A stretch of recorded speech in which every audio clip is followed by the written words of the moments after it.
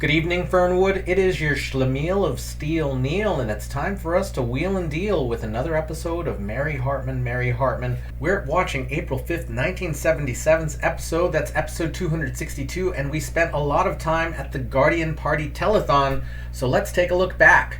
Loretta served as MC, introducing Charlie, who was doing his famous act of bird calls and yo-yo. Vernon and Tex talk privately about how they plan to blame the recent explosion of the factory on Dewey. Then Tex reminds Vernon that Howie is there, and Vernon's angry that Tex didn't take care of Howie a while back. Howie, meanwhile, is doing what he can to escape, but everyone there seems to think that he's practicing his act. Tex shoves a towel in his mouth so that he can't explain to anyone why he's there, and Mary persists in keeping her act for the telethon secret from Wanda. Then we cut over to the Jeter home where Merle is working on making Lila think that she is going insane. She hasn't been able to sleep for the last 3 days because of the pranks that Wanda and Merle have been pulling on her, and Merle makes Lila think that it's her fault that her clothes ended up in the refrigerator. Lila goes back to the couch frazzled, and it seems like she's in for another sleepless night. Then we're back at the Dimes for Diseases telethon with a bevy of bizarre acts happening in front of us. Dewey shows up, and it seems like he and Wanda have some kind of past together, and Mary finally reveals that her act involves Dewey. And of course, Vernon, being a white supremacist, is very uncomfortable with this. Kathy finally frees Howie, and Mary gets a phone call from someone she doesn't recognize as Tex, pretending to be a militant black man who is going to blow up the telethon. We had a lot of information happen yesterday. I expect that we're going to see some drama today, so let us begin.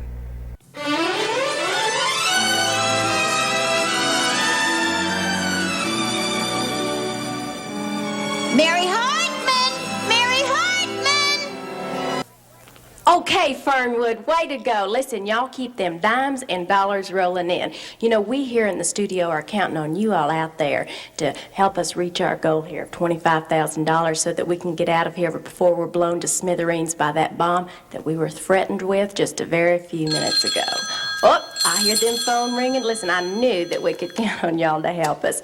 You know that we are trying to reach this $25,000 goal to help beat all them diseases, 112 of them as a matter of fact.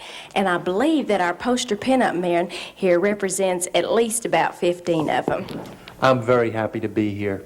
Well, and we're just so happy to have you with us.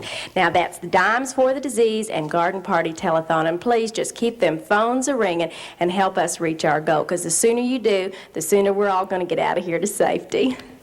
Oh, boy, those donations were really doubled by the bomb threat, huh? Yeah, I kind of humbled my own self about that because I didn't think of it, you know what I mean? Yeah.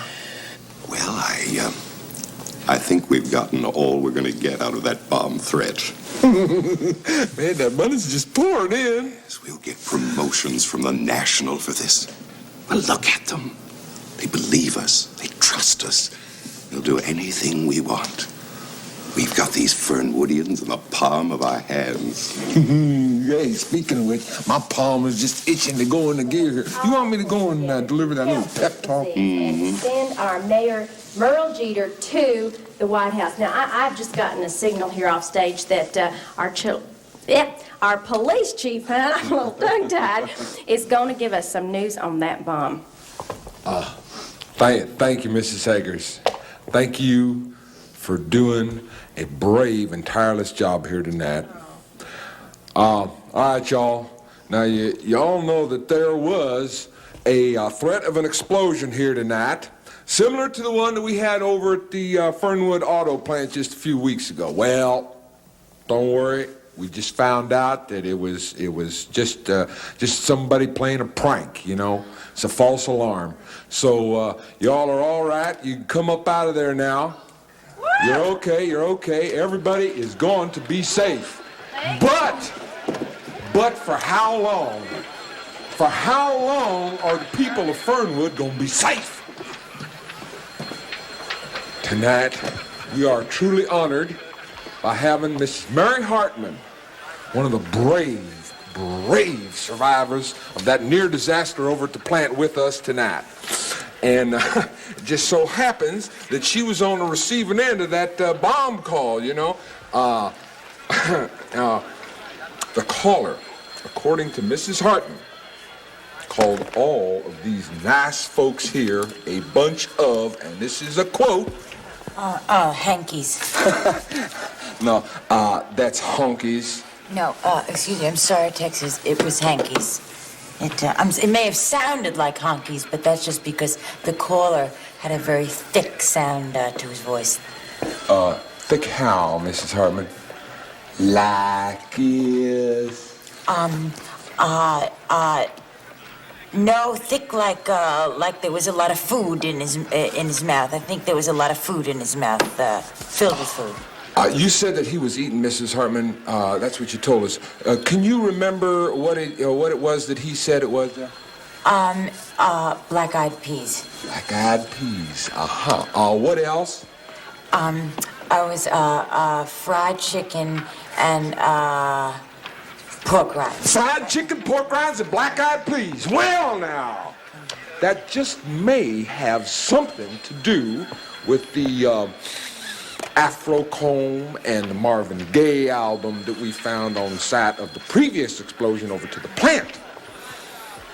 Mrs. Hartman, I thank you. And thank you, Chief of Police. Well, was that bomb scare frightening? And exciting, but it's all over now, and we know who we have to thank for that. Well, I'll tell you, ladies and gentlemen, we have a very fabulous special treat. I don't know if y'all are aware of just how down-to-earth our mayor and first lady is, but they're going to show you and illustrate to you right now that very thing with their special little talent that's coming up here next. And we hope that talent will be the one that will make you stick your personal finger into the dial and give us a pledge. So, if I may have the music, Maestro.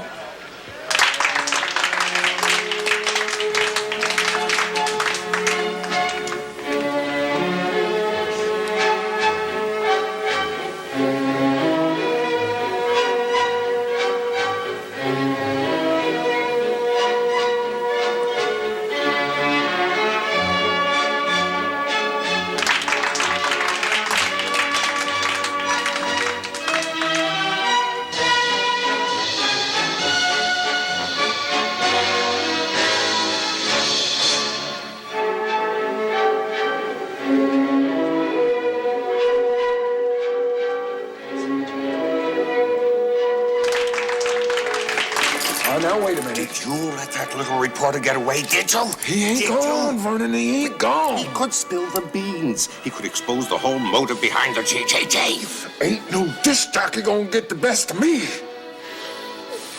I'm gonna find him. And when I do, he's gonna pay. He's gonna pay for putting his hands on Lila in that damn Jap bathtub. Well, Texas, don't take it personally. Just get rid of him. Permanently.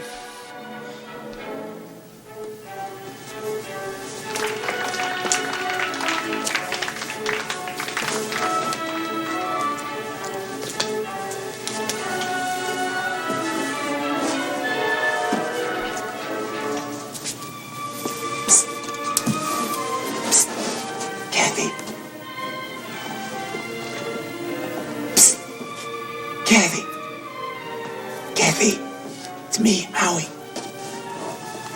Howie, what? Listen to me. I got the goods and the horrible, insidious GGG party. They're really the Guardian party. All this money is going straight to them, and they know that I know, and they're trying to kill me. Oh, Howie, you're so childish. Listen to me. Listen. Excuse me, ma'am, but where's that the roommate of yours? He's wanted. Wanted? Howie wanted for what? Daydreaming? He's such a boy. Oh, listen. He's always just trying to be a hero. Don't worry about it. Where is he? Look, I don't know why you would ever want him. I mean, listen, believe me, he never does what he says he's going to do. And I should know. And now that great little twirler, Kathy Shaw. Listen, I have to go. I'll talk to you later. But listen, he's 100% harmless. Don't worry.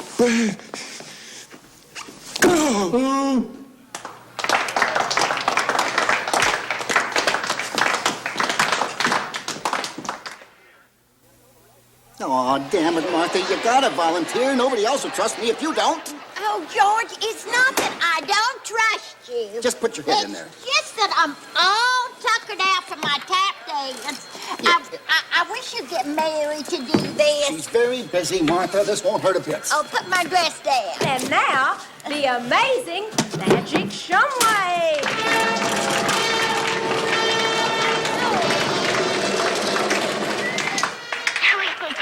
Why do you keep waking me up like this? I mean, are you some kind of a crazy person? Do you know how many times you've woken me up tonight? 14! I tell you, if you don't stop doing this, I'm gonna get you! Just stop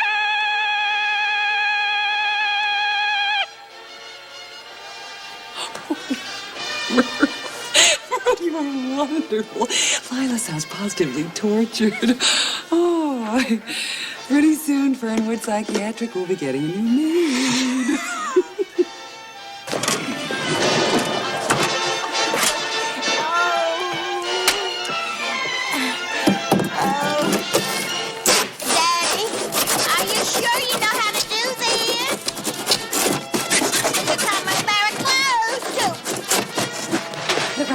You've got to stop him. He's actually going to saw Mommy in half.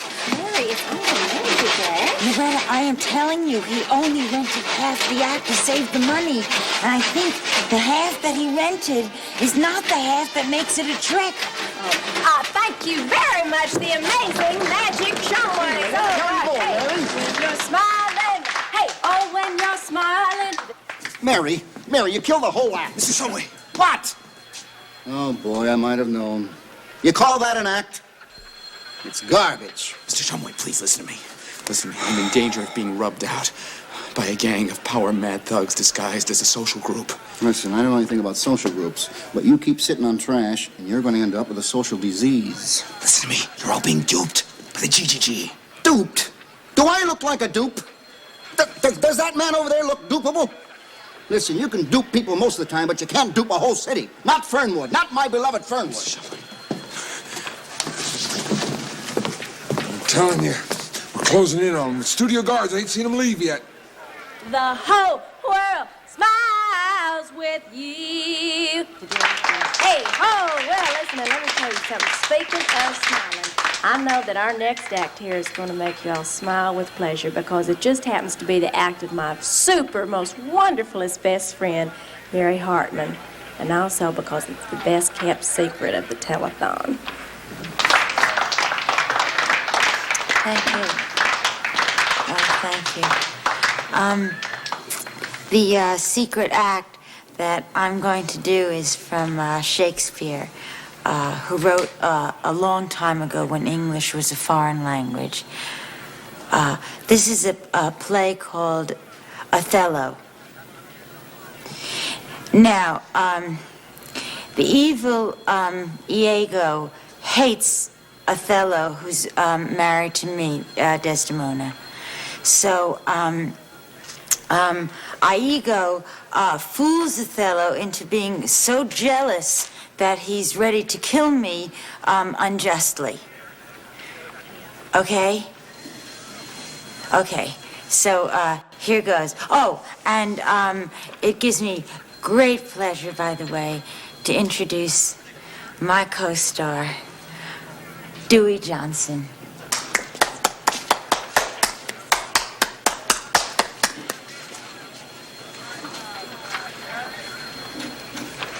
That's it. I'm gonna kill him, you idiot. But don't kill people when there's a better way.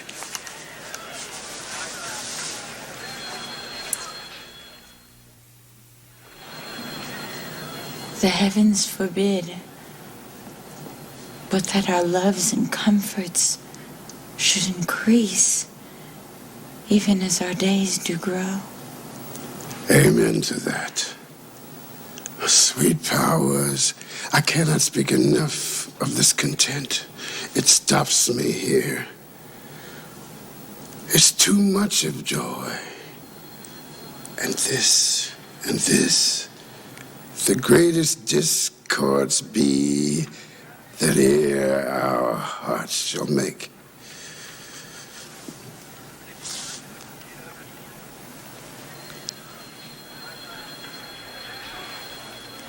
How didn't know Mary could act. Neither did I. And she didn't tell you about this either? Tom? Oh, now this is the famous murder scene where I get killed.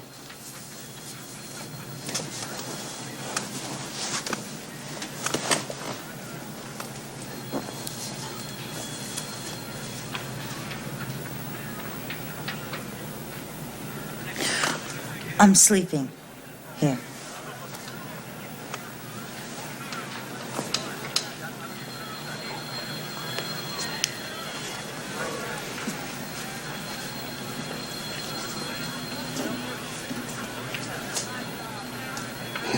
His sorrow is heavenly. It strikes where it doth love. That just means that God punishes sinners, even those that he loves a lot.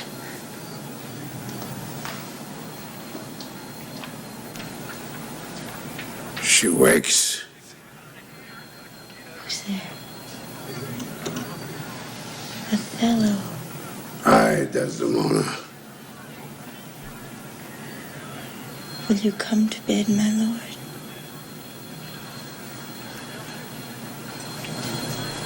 Oh, this is wonderful. Oh, this should start those donations coming in again. Yeah. Mary is quite a thespian, you know? Right. You know, she is really quite good. Good. If you would think yourself in a crime, Right breaks, that kid would go straight to the top. so listen towards truth. Look, Harry, but even if you're right, it's embarrassing. Think about me and my family. Being duped is embarrassing. Couldn't you just write an article or something? This is our time. It's our hour. If I wait, who knows what danger will ensue. Besides, this is my last chance not to be lynched up at night or run down on my stoop in the morning. If I say it in person, I'll be famous, and then they'll have to let me live. Well, I'm not going to watch you do this terrible thing to me and my family.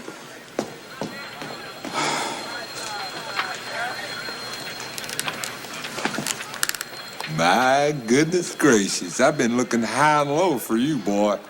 No, I'm not going to do it. I'm not going to do it. I don't care. I'm not going to give up. Shut up, dummy.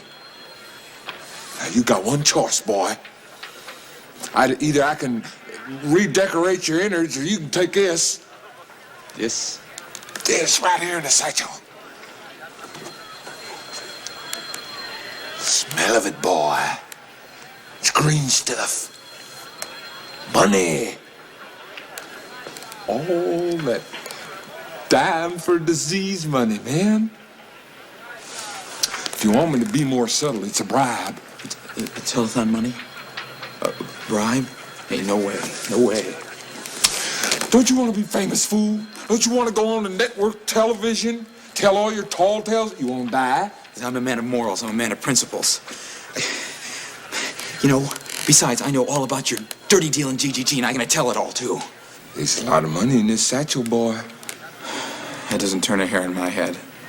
Oh, man, you can do a whole lot of investigative reporting if you don't have to worry about money. No more disc jockeying. Yeah, sure. It'd be great to have a lot of nice money. $2,500? $2,500. $2,500.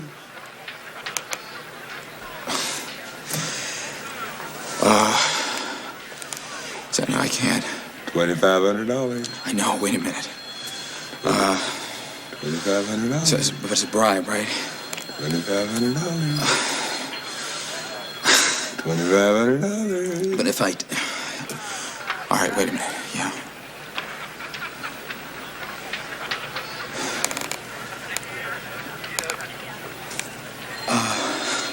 $2,500. All right, I'll take it. All right, Howard boy. Here, take it. Oh, son, I knew you could do it. Go on. Just go on out. Go on. Try it. Go ahead. It's okay. Don't worry.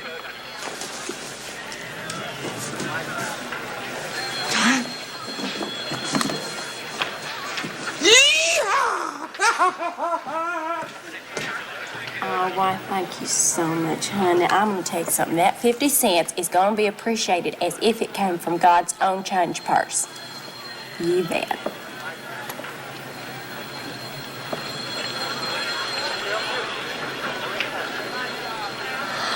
Oh, hello? Alas, he's betrayed, and I'm undone. Weepst thou for him to my face? Banish me, my lord, but kill me not. Down, strumpet. Then kill me tomorrow, but please let me live tonight. Nay, and you strive. But half an hour. Being done, there is no pause. I got him. What'd you do with the body? I didn't kill him.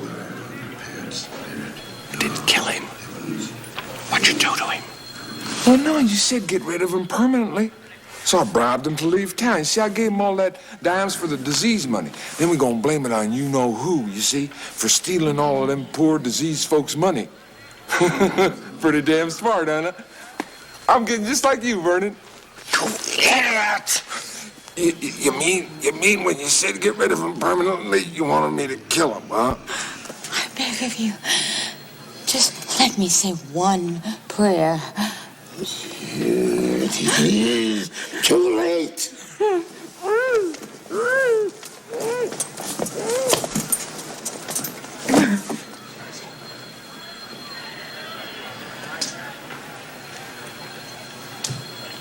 Wait, thank you very much. We did it! We got it! We made our goal! We're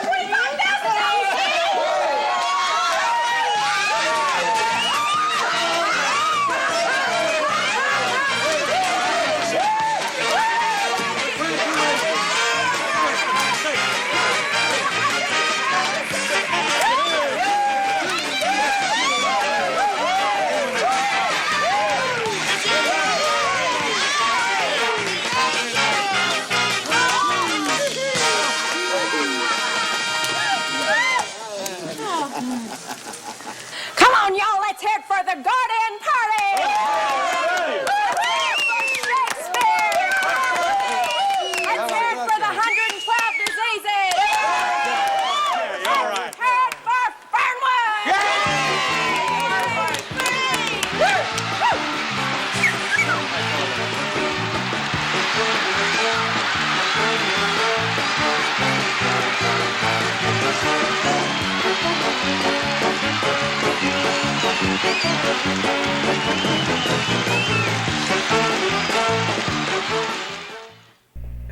So I'm thinking that's the whole show as far as the telethon is concerned, but there was a lot mixed in there, and we were at the show the entire time. Of course, Loretta brings us back, reminding us that there was a bomb threat, and then Tex comes back in as well and lets us know that the threat was a prank, but also that it's somehow tied to the militant black group that Vernon has been spreading rumors about. He tries to dig the planted information from Mary, and she's able to remember black-eyed peas and fried chicken and pork rinds, and well, that's the stuff that they were using. But to be honest, I've ate fried chicken and pork rinds as a child myself, and black-eyed peas as I got a little bit older, but it could be literally anybody. We know that it's Tex. We know that it was a false bomb. So maybe the tension is really just in people's minds because that bomb was not going to happen. And somehow, according to Tex, even though there wasn't a real bomb, black people are still to blame for it.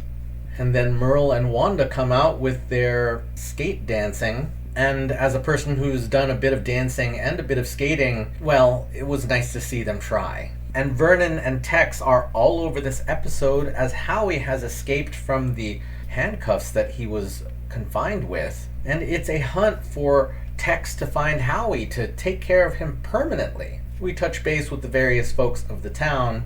I didn't recognize Tom at first in his Groucho Marx drag. It looked like it was taped on, which was pretty amusing. I thought he was going to be juggling, but I guess not. And then Mary brings on her act, introducing Dewey as her partner, and she's doing Othello clearly. And what I think is remarkable here is how people, Tom and Merle especially, seem to be noticing that Mary is talented beyond Fernwood. Of course, Tom first sees the kiss between Dewey and Mary, and he doesn't give a verbal response. So I'm taking some of Merle's verbal response as Tom, that recognition of Mary's innate talent.